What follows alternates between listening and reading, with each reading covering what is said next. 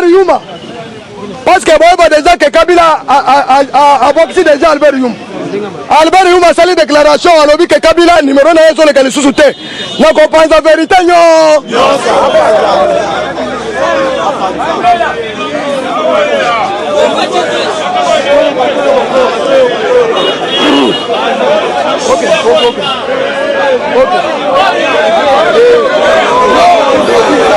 Il n'est pas suivant. Bozela. Mena Boka. Ramazani Shadari.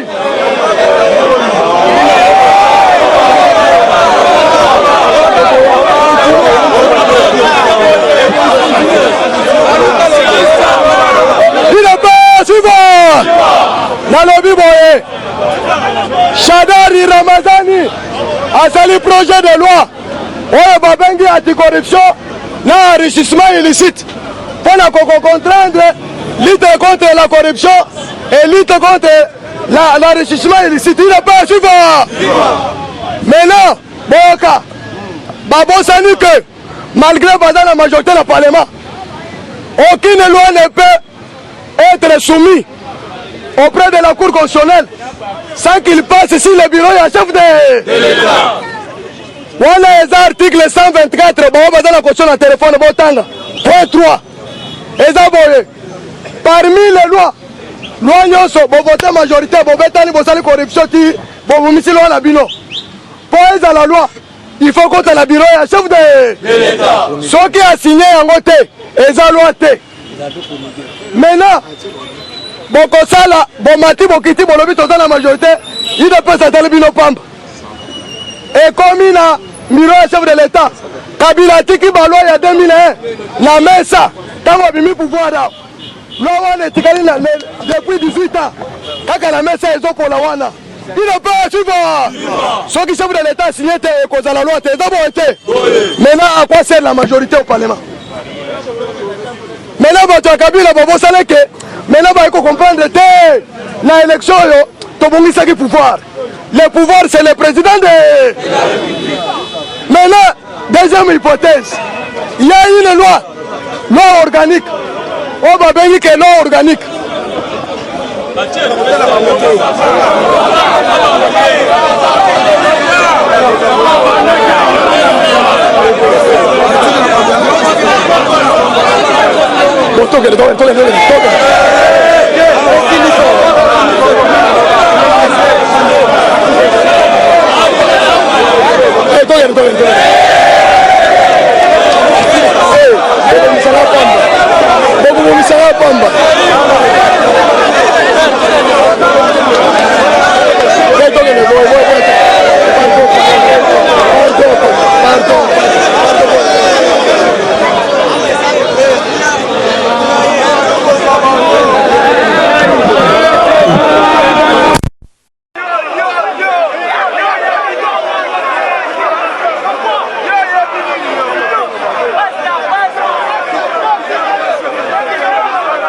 Papa, Koyebisaki bino boye. Koyebisaki bino boye. Quand Rebour rebandit déjà, Félix Alobaki boye. Alobaki que, pour me sentir président de la République, il fallait Nassir Sabitoumana Est. Ils ont été. Félix Alobaki que pour me sentir que je suis président de la République, chef d'État avec toute la plénitude du pouvoir. Il fallait que Bitoumana ait ça la ligne. J'ai dit, la semaine passée, Bachio Mounane est détenu par les ADF depuis 20 ans. Et quoi il a Maboko à faire d'essai. Et dans Sengote, comment tu as fait Maboko? Dans le lobby boye, Joseph Laurent Désiré Kabila. Akutaki déjà biso tosito tokangisi mubutu minyololo na sima akoki place mutusu asalaki bitumba te eza boete Laurent Désiré Kabila akufi balobi ke mandat na ye plus ya liwa kado ya liwa na ye topesa mwana na ye Joseph Kabila asali 18 ans plus 4 ans ya Laurent Désiré Kabila asali combien 22 ans wana boyebe Félix a vendu Bitumanaye depuis le 30 octobre 2019. Le Lotosa, le 13 janvier 2020. Ok. Maintenant, bon, déjà que Bacho Mounene Ozaraki, Tikalaki na maboka ba ennemi. Et quoi déjà j'ai dit. Bon, déclaration, il y a ba Rwandais. Balobi ke kobanda lelo boyebela déjà que les jours de FDLR au Congo est compté au bout du doigt. C'est-à-dire kobanda lelo boyeba ke Bitumbe Sesili. Village o etikalaki, territoire rural. O etikalaki na manyema ya Salamabila. Na tongo lelo ekwa na maboko ya farde. Bobeta ba maboko.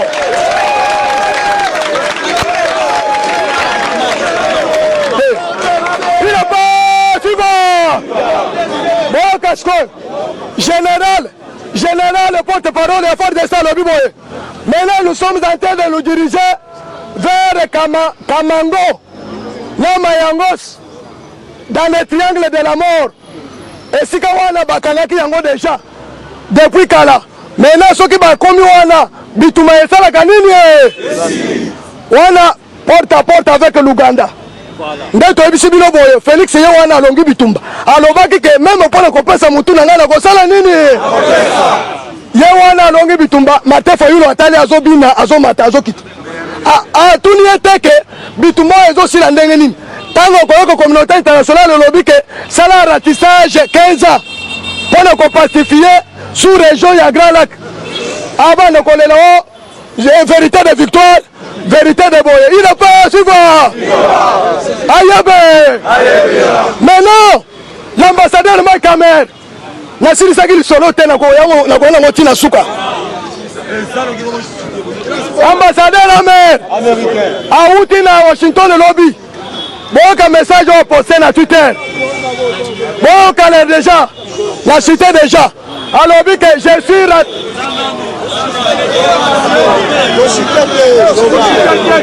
eh, bato bazali. Il n'a pas suivant. Il n'a pas suivant. Bon, il m'a viva. Il n'a pas suivant. Bon, ben, t'as viva la malade, mais ça matière. Ndeyango, ambassadeur Amer, a comment qu'il lobby na Kinshasa. Bon, message na ye. Bon, message. Makamoto Zoloba. Et puis si bato la muka diade, la bato FCC diade. Il n'a pas suivant. Ambassadeur Amer à l'Obinin. A commis l'aéroport. A côté le salon d'honneur. A tuté. La compte na ye à l'Obinin. À l'Obin, je suis rentré à Kinshasa. Après une consultation avec les autorités des États-Unis afin de faire avancer les partenariats privilégiés entre les deux États américo-congolais pour accompagner Fati dans l'année 2020 appelée année c'est-à-dire année Oyo ndenge tokomi Amérique qui est fort. Il y a brigade d'intervention. À partir de samedi, bato bomona ki Fati, Nakalu Fungula, Azalaki na garde républicain ya Sika. Bomona ki angote. Bomona ki angote. Il n'est pas suivant. Bato Kabila nyonso na suite ya chef de l'État Mukama. Sukoyo, l'unité oyo bakenda kosala formation na Égypte, na Israël, na États-Unis. Bangonde bakomi zinga chef de. Maintenant, avant que la force internationale, le comité enquête Kitawa, les bureaux des droits de l'homme, ici au Congo, Bakaï qu'on déposé un rapport, parce que la communauté internationale va dans le Kandenge Moko. Bakende Moko, ta Kabila Koki. Pour moi, Baketa Kabila Koki, les bureaux des droits de l'homme au Congo, Bakaï qu'on déposé un rapport vendredi. Le Conseil de sécurité sur les atrocités, les crimes contre l'humanité et les crimes de guerre et peut-être les génocides commis sur le sol congolais. balobi il y a eu 700 ethnies lema oyo bamomaki na Djougou na Ituri moto afavorisaki yango ça fait déjà 2 ans moto azalaki derrière makambo wana eza Joseph Kabila so omoni ndenge communauté internationale bino bolobi o Fati bazofinga azotika te Fati mwana maye mbele Fati a brutalisé Joseph Kabila Fati azalaki président groupes armés te lokola Mbusa Nyamwisi lokola Roger Lumbala Fati lokola Mbemba azalaka te ndenge aye boye matoi na ye eza na binoba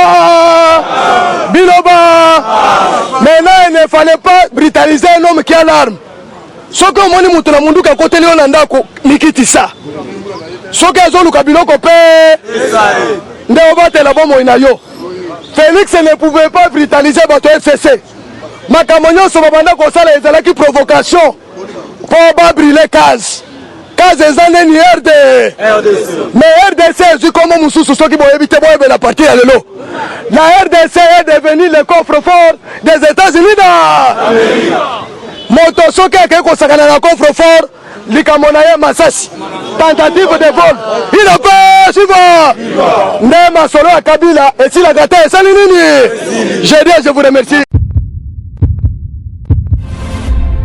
Faire parler de vous. Confiez-nous votre image et laissez-nous la transformer en une identité forte grâce à un accompagnement sur mesure et un suivi personnalisé. De la communication institutionnelle au marketing politique et commercial, Eshima Magazine apporte des solutions de communication à tout type d'entreprise, institutions ou personnalités. Notre parfaite connaissance des outils de l'information et de la communication, mais aussi notre expertise, sont des atouts pour vous conseiller en proposant des solutions efficaces afin de rendre votre communication adaptée, maîtrisée, attractive et persuasive. Tout un champ de stratégies de communication. Magazine congolais d'information générale, Eshima Magazine bat au rythme de l'actualité. Impartial, documenté, instructif, Eshima au cœur de l'info. Communiquer de manière impactante nous exige une analyse approfondie de besoins, des objectifs et des cibles. Eshima Magazine assure l'intégralité de la promotion de vos projets, de leur conception à leur réalisation. Conseil en stratégie de communication et publicité, désir de partager, ambition de convaincre. Faites-nous confiance. Nos méthodes de travail, notre rigueur, ainsi que nos compétences comme identité de support des communications font de nous le magazine de référence. Retrouvez Eshima Magazine au 4012 avenue Oia dans la commune de Kintambo à 2 minutes de magasin. Contact eshima-magazine@hotmail.com. Téléphone +243 85 11 34 444. Eshima Magazine, un nouveau standard d'information.